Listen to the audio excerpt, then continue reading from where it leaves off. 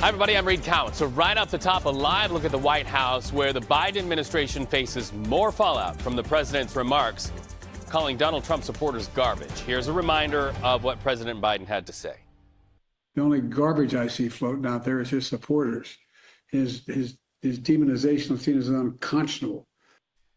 Joe Biden walked back those remarks, saying they were in reference to comments made by a comedian at a Trump rally days before, calling Puerto Rico a floating pile of garbage. But now the Associated Press reporting the White House press office changed the transcript of those remarks. This is what you call a controversy, folks. CBS News senior White House correspondent Weijia Jiang standing there now to talk to us about this. This is a big question here today, Weijia. Is it a question of a simple apostrophe, missing a bigger problem? What is this from where you stand? So, Reed, this may appear like it's just a question of grammar, but in reality, the question is whether Joe Biden was calling one Trump supporter, the comedian who made the vile joke about Puerto Ricans, garbage, or if he was calling, all of Trump supporters garbage, which we're talking about half of the country. And so that is why the White House took such quick measures right after these remarks became public to say that he was just talking about one supporter, which is why they claimed there was an apostrophe. And when we, the press, received the transcript, there was an apostrophe with the word supporters. So what is this latest development with the stenographer's office? Well, the Associated Press is reporting that the stenographers, objected to changing the transcript because it was their stenographer that prepared it.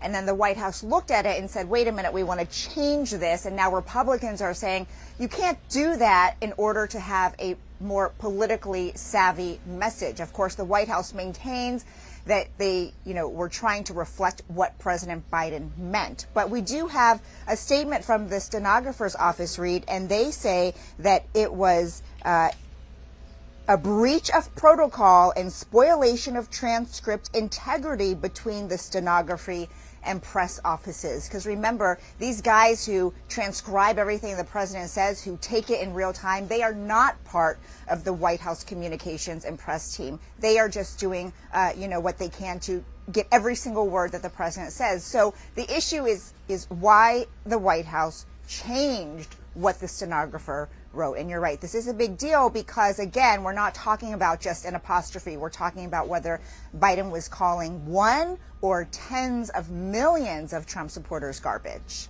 Right, and arguably Republican media really saying it clearly today. It's less about the transcript and more about what's on that tape.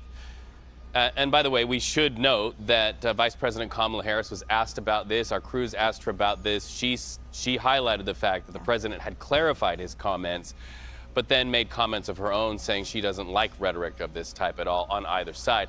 Question for you. The president also is scheduled to visit Philadelphia today. That state's crucial for anybody who wants to win the White House. I would imagine everybody wants President Biden to stay on script today.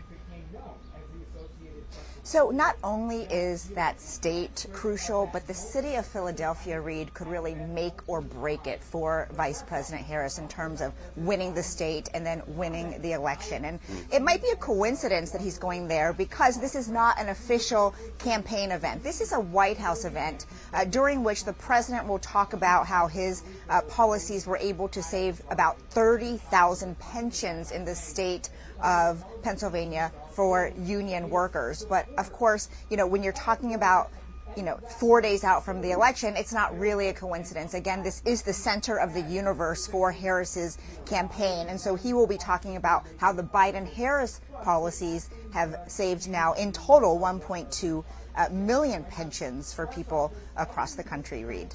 Well, as the leaves there fall behind you in our nation's capital, so also do the headlines. Weijia Jiang, always a joy talking to you. Thank you so much, my friend.